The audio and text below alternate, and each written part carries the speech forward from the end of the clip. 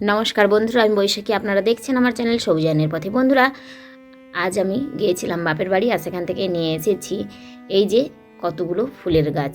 দেখেছেন বন্ধুরা, এখানে প্রচুর ফুলের গাছ নিয়ে এসেছি এবং আরও অনেক কিছু গাছ নিয়ে এসেছি। তো চলুন আপনাদের দেখিয়ে দিই যে কি কি গাছ আমি নিয়ে আসলাম।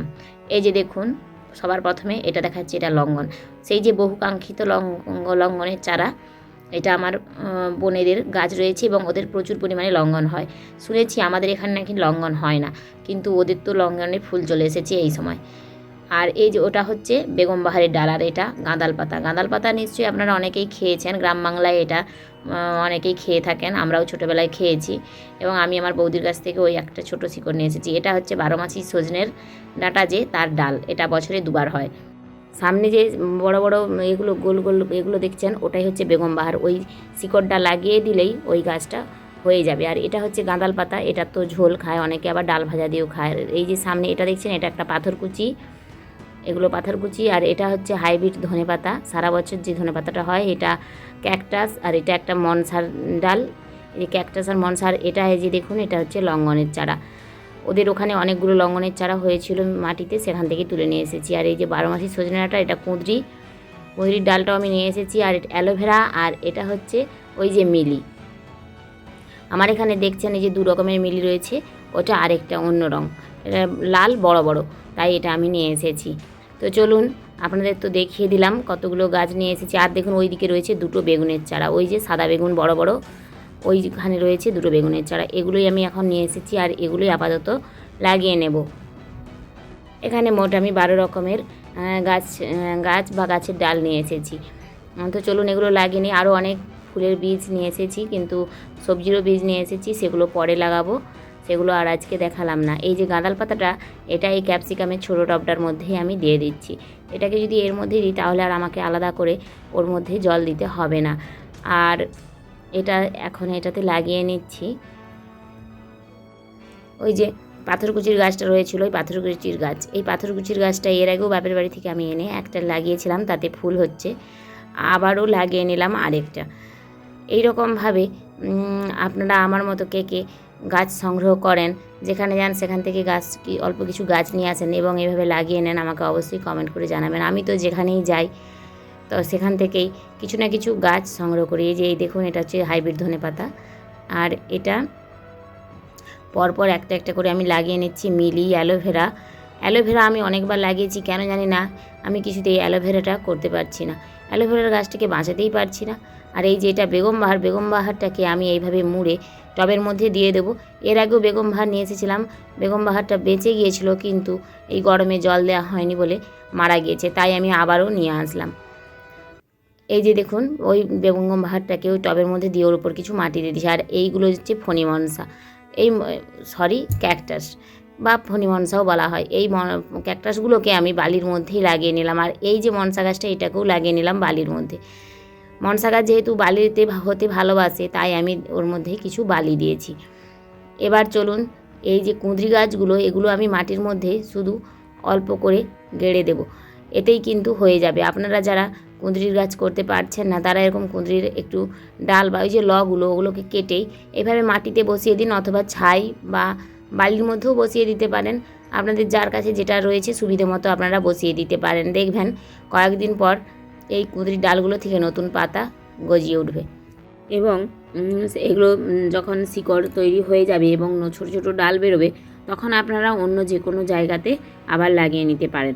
আর এই যে দেখুন সজনের এগুলোকে তো আমি অন্য জায়গায় লাগিয়ে নেবো, তার আগে লাগিয়ে নিচ্ছি লঙ্ঘন। এই যে লঙ্ঘনের চারাগুলো, এগুলো এখন একসঙ্গে থাক, আগে বেঁচে উঠলে তারপর আমি এগুলোকে লাগাবো। আর এই যে সজনের ডালগুলোকেও এখানে একটা টবের মধ্যে আমি এভাবে মাটিতেই গেড়ে রাখবো। আশা করছি সজনে ডালগুলো থেকে কয়েকের মধ্যেই কিন্তু নতুন পাতা গজিয়ে উঠবে এবং শিকড় বৃদ্ধি হবে। তবে জানি না 12 মাসি সজনে ডাঁটা এর আগেও লাগিয়েছিলাম, কিন্তু সেটা করতে পারিনি। আসলে সজনে ডালকে যদি একটু নাড়িয়ে দেওয়া হয়, তাহলে কিন্তু ওই গাছ মারা যায়। ওটা খুব সূক্ষ্ম গাছ, সজনে গাছের ডাল থেকে মানে নতুনভাবে চারা তৈরি করা একটু টাফ, অনেকগুলো লাগালে তবেই আপনি একটা পেতে পারেন। প্রায় সমস্ত গাছগুলোই আমি এই টবগুলোতে লাগিয়ে নিয়েছি। এখন দিয়ে দিচ্ছি জল। বন্ধুরা, আপনারাও এভাবে কিন্তু অল্প কিছু গাছ লাগিয়ে নিতে পারেন। প্রত্যেকটি গাছেরই কিন্তু উপকারিতা রয়েছে এবং এই গাছগুলো দেখলেই আমাদের মন প্রাণ সত্যিই জুড়িয়ে যায়। আপনারা কি ভাবেন আমি জানি না, তবে আমার কিন্তু এই গাছগুলো লাগাতে বা এদের সঙ্গে থাকতেই বেশি ভালো লাগে। এদেরকে নিয়েই আমি যেন আমার বাঁচার নতুন প্রেরণা খুঁজে পাই। সত্যি কথা বলতে এরাই আমার বেঁচে থাকার মহৌষধ। দেখুন, আপনাদের সামনে থেকে দেখে দিই কতগুলো গাছ আমি লাগিয়ে নিয়েছি। দেখেছেন এখানে কতগুলো গাছ আমি লাগিয়ে নিয়েছি। প্রচুর গাছ লাগিয়েছি এবং আশা করছি প্রায় সবকটা গাছই বেঁচে উঠবে। হয়তো দু একটা নাও বাঁচতে পারে, তাতে কষ্ট পাওয়ার কিছুই নেই। এইভাবে আমরা যদি 10টা গাছ লাগাই, তাতে যদি 5টা গাছও সাকসেস হয়, তাহলে আমাদের সন্তুষ্ট থাকা উচিত। অন্তত আমি তো তাই মনে করি। আমরা যে 100% সাফল্য পাবো এমনটা কিন্তু নয়। সব কিছুর ক্ষেত্রেই 100% সাফল্য আশা করা কিন্তু বোকামি। সত্যি কি আমরা সব কিছুতে 100% সাফল্য পাই না কখনোই। আর 100% সাফল্য তারাই পায় যারা সত্যি প্রকৃত গুণী মানুষ ছাড়া পায় না। আমাদের অত গুণ নেই। আমরা যেটুকু পারি এই সাধারণভাবেই করার চেষ্টা করি এবং সাধারণভাবে যতটুকু সাকসেস পাই ততটুকুই নিয়ে আমরা সন্তুষ্ট থাকতেও পছন্দ করি। দেখুন, গাছগুলো লাগানো হয়ে গিয়েছে, এবার টবগুলোকে গুছিয়ে নেওয়ার পালা। যেহেতু বিকেলে গাছগুলো লাগাচ্ছি, তাই এখন আপাতত চিন্তা নেই, কিন্তু সকালে আমাকে টবগুলোকে কোনো ছায়াযুক্ত স্থানে রাখতে হবে, নইলে রোদ লাগলে সমস্ত গাছ ঝিমিয়ে পড়বে। তখন সেই গাছগুলোকে বাঁচানো কষ্টকর। কিন্তু এই যে রাতের বেলায় শিশিরটা গাছের জন্য ভীষণ জরুরি, তাই এখন গাছগুলোকে আমি খোলা আকাশের নিচেই রেখে দেব। তো আজ তো আমার গাছ লাগানো হয়ে গিয়েছে, ফিরে আসছি একদিন পর। দেখুন বন্ধুরা, গতকাল বিকেলে আমি গাছগুলো লাগিয়েছিলাম আর আজকে তার আপডেট আমি আপনাদের সামনে তুলে ধরছি। এই যে দেখুন, প্রায় প্রত্যেকটা গাছই কিন্তু আমার ধরে গিয়েছে। দেখছেন গাঁদাল পাতার গাছটাও মনে তো হচ্ছে ধরে যাবে, তবে এই যে দেখুন অ্যালোভেরাটাও হয়ে যাওয়ার সম্ভাবনা আছে, কিন্তু এই যে দেখুন লঙ্ঘন গাছটা, এটা মনে হচ্ছে আমি বাঁচাতে পারবো না। আর সজনে ডালগুলো তো এখন হবে না, কুঁদরি গাছ এগুলোও অনেকটা সময় নেবে। তো চলুন এবার আপনাদের ঘুরিয়ে দেখাই আজকে আমার বাগানে কী কী ফুল ফুটলো। দেখেছেন আমার এই বাগানটাতে এইটা কি কাঁটা জবা নাকি আমি জানি না, এটা একটা নতুন ফুল ফুটেছে। আর এই গরমে দেখুন ফিতের ফুলগুলো কিন্তু খুব সুন্দর হচ্ছে। আর এদিকে রয়েছে একটা সুন্দর গোলাপ, দেখেছেন এখনও ফুটছে কিন্তু গোলাপ। আপনাদের কার কার বাগানে এই চৈত্র মাসের কাঠফাটা গরমেও গোলাপ ফুটছে আমাকে অবশ্যই কমেন্ট করে জানাবেন। এই গরমে আরও একটা ফুল ফুটছে জারভেরা। আর দেখেছেন এদিকেও রয়েছে এই যে গোলাপ। আর অ্যাডেনিয়ামটাও কিন্তু এখনও দিয়ে চলেছে একটা করে ফুল, দেখুন কি সুন্দর ফুলটা। আর এদিকেও রয়েছে দেখুন বিভিন্ন রকমের ফুল, চেরি গাঁদা, দোপাটি। এই যে দেখুন দোপাটিগুলো সারা বছর হচ্ছে কিন্তু আমার এখানে। আর এই যে ইনডোর প্ল্যান্টটা দেখছেন সুন্দর একটা রূপ নিয়ে উঠছে।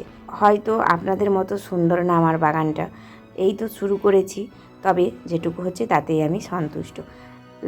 লাল শাকের চারাগুলো দিব্যি বেড়ে উঠছে, আর ক্যাপসিকামটাও তো খুব সুন্দর হচ্ছে, এখনও হচ্ছে নতুন নতুন ছোটো ছোটো ক্যাপসিকাম। আজকের মতো আমার ভিডিওটি এখানেই শেষ করছি। আমার ভিডিওটি যদি আপনাদের ভালো লেগে থাকে তাহলে অবশ্যই কমেন্ট করে জানাবেন, ছোট্ট একটা লাইক করবেন এবং আমার চ্যানেলটিকে সাবস্ক্রাইব করে আমার পাশে থাকবেন।